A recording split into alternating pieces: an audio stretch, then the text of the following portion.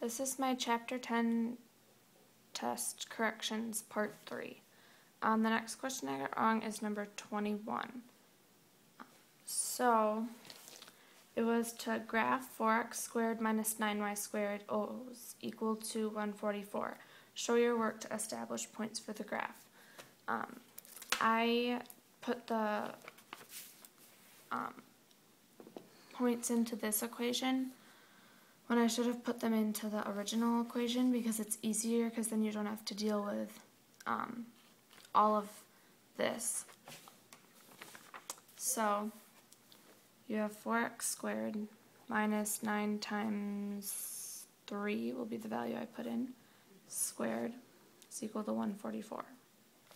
So this is equal to 81, so I want to add 81 to each side to get 4x squared is equal to 225 divided by 4 is equal to x squared is equal to 56.25. If I find the square root of that, you find that x is equal to 7.5. So your ordered pair is 7.53. So if you put that on here, you would go over to 7.5 and go up 3, and then over 7.5 down 3, then back 7.5, up 3, and down 3. And so that's how you find your hyperbolas. Next is number 22. And I just didn't know how to do this problem, but it's for the ellipse. The foci are 2, 0, and negative 2, 0. The sum of the focal radii equals 8. So write the equation of the ellipse. First of all, you want to look at a graph. If you go up 4, to the sides 4, and down 4, because the radii is equal to 8. So that means adding, or that would be for A at least. We're not so sure about B, but you would go over 4 on each side, giving you 8. So that means A is equal to 4. We also know that C is equal to 2 because C is distance, and it's equal to the foci. And distance has to be positive, so it doesn't matter if it's negative 2 or 2, it would just be 2. So since we have 2 in the x place in an ordered pair, the major axis is horizontal. So this is your major axis. So you want to do c squared is equal to a squared minus b squared. So you'd put c in, 2 in for c, so 4 is equal to 16 minus b squared. And then if you subtract 16, you have negative and negative, so you can cancel them out to get b squared is equal to 12. And then you could take the square root and have 2 square root of 3, but you're putting it into an equation of a squared and b squared, so this would just be how you would leave it in the equation.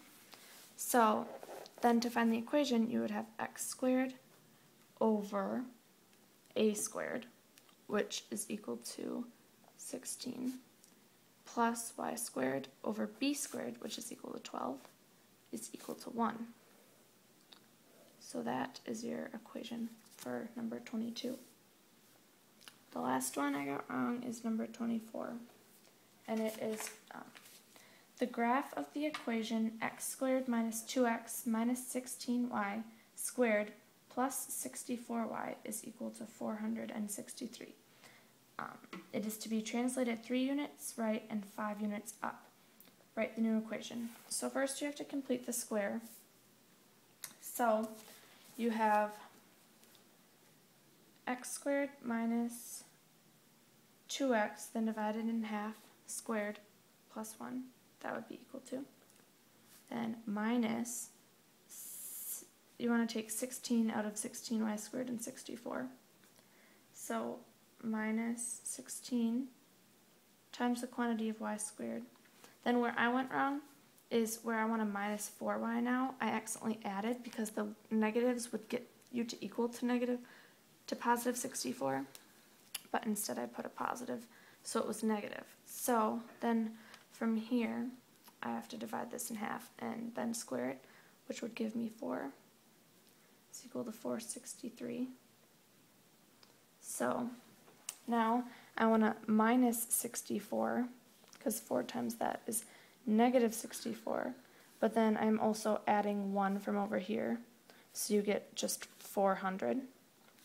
Then I want to simplify these, and this simplified would be x minus 1 squared minus 16 times y minus 2 squared is equal to 400.